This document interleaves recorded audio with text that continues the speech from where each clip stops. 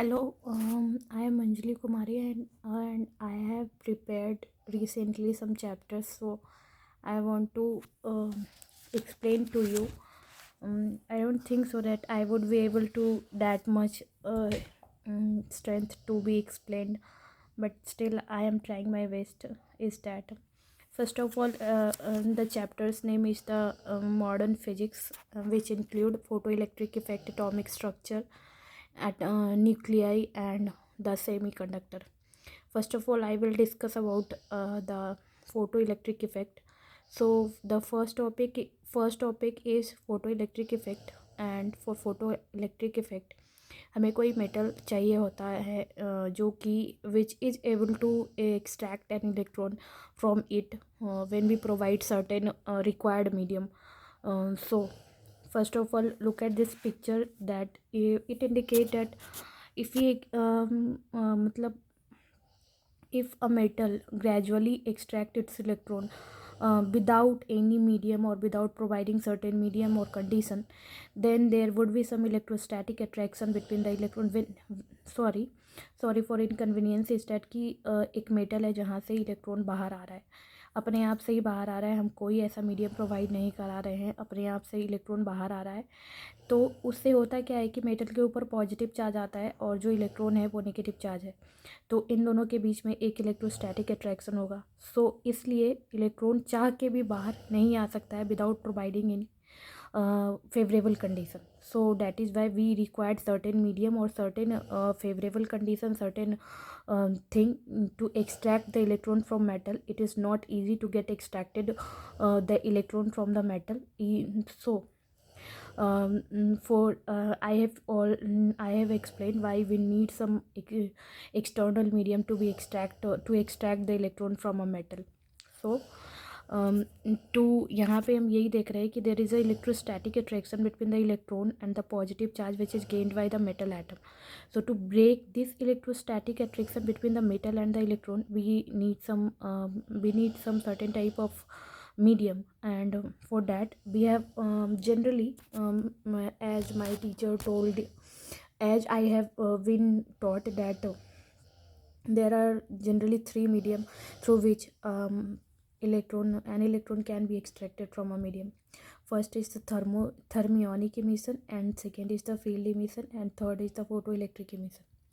In thermionic emission we use the thermal energy, that is we heat the metal को हम बहुत ज़्यादा heat करते हैं and उससे अपने आप जो होता है वो इलेक्ट्रॉन एक्सट्रैक्ट होना शुरू हो जाता है. Second is the electric field medium की अगर हम इलेक्ट्रिक फील्ड लाइक अगर 10⁻10 वोल्ट पर मीटर से अगर हम इलेक्ट्रिक फील्ड को पास करते कोई मेटल से, तो वहाँ से क्या होता है कि फिर इलेक्ट्रॉन का इमिशन होना चालू हो जाता है, और इसका बेस्ट एग्जांपल होता है स्पार्क प्लग में.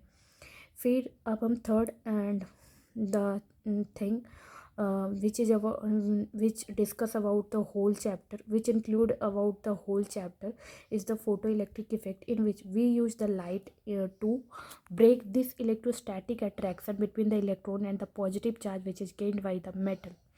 So in photoelectric effect certain conditions are there कि जो लाइट हम प्रोवाइड करवा रहे हैं उसका क्या क्या क्राइटेरिया होना चाहिए, क्या क्वालिटीज़ होने चाहिए जिसके वजह से हम उसको यूज करें कि ताकि इलेक्ट्रॉन बाहर आ जाए. सो सिंस लाइट को यूज करके इलेक्ट्रॉन को एक्सट्रैक्ट कर रहे हैं एंड इलेक्ट्रॉन के मूवमेंट के वजह से करंट प्रोड्यूस हो रहा है, that is why this type of current is called photo current. And the metal on which we applied the full light to extract the electron, that metal is to be called as the photocell or the photosensitive metal. So we have there कि क्यों हमें required होता है किसी external medium को किसी metal से electron को एक्सट्रैक्ट कराने के लिए. एंड जो भी मेटल होता है, जो भी फोटो सेंसिटिव मेटल्स होते हैं, वो नेचर ऑफ सरफेस पे डिपेंड करते हैं कि उस मेटल का जो सरफेस है वो कैसा है और उस मेटल का जो है प्रॉपर्टीज कितना है, प्रॉपर्टीज क्या क्या है. प्रॉपर्टीज मीन्स ये होता है कि like No, I'm sorry for that. First of all, I have to I have to talk about the work function. Work function is that the minimum energy of that light which is going to be provided on the metal, that is called as the work function. जहाँ से कि electron extract होना चालू हो जाए उसको work function बोलते हैं. And work function is totally related to the source of the light. मतलब लाइट पे ही डिपेंड करता है. Energy of the basically energy of the light पे डिपेंड कर रहा है कि उसका एनर्जी कितना है, कि मिनिमम उसका एनर्जी कितना होना चाहिए कि मेटल से हम इलेक्ट्रॉन को एक्सट्रैक्ट कर लें. And for work function and सब मतलब इस चैप्टर को डील करने के लिए सर्टेन बेसिक टर्म्स जो होते हैं वो क्लियर होने चाहिए हमारे माइंड में. For example 1 electron volt is equal to 1.6 into 10⁻⁻19 joule. That should be remembered in your head because this is going to be help throughout the chapter. And 5 depend five varies from metal to metal, for example. And 5 also have certain conditions like nature of surface and the properties of metal. These are the criteria on which the 5 dependent. For example अगर हम caesium का बात करते हैं तो वहाँ से electron को एक्सट्रैक्ट करने के लिए जो मिनिमम लाइट की एनर्जी होनी चाहिए वो 2.14 होने चाहिए, मिनिमम है ये. फॉर प्लैटिनम के लिए 5.65 होना चाहिए जो कि मिनिमम आई मीन कि वो इसका मैक्सिमम है. और मतलब कि प्लैटिनम का जो 5 है वो 5.65 है. एंड मैक्सिमम इसलिए लिखा गया है क्योंकि 5 हम चाहते हैं कि मिनिमम एनर्जी है, लेकिन 5 में भी ये मैक्सिमम वैल्यू है 5.65. If you can understand, if you try to understand that कि 5 में भी अगर हम कंपेयर करें फॉर डिफरेंट मेटल के लिए तो प्लैटिनम के लिए जो होता है वो सबसे मैक्सिमम होता है कि हमें इसके लिए सबसे ज़्यादा एनर्जी की ज़रूरत पड़ती है इलेक्ट्रॉन को एक्सट्रैक्ट करने के लिए. सीजियम के लिए वहीं देखा जाए तो वहाँ पे 2.14 होता है which is totally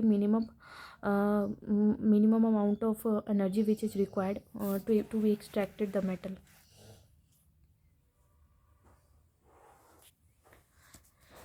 Now let's do the second point.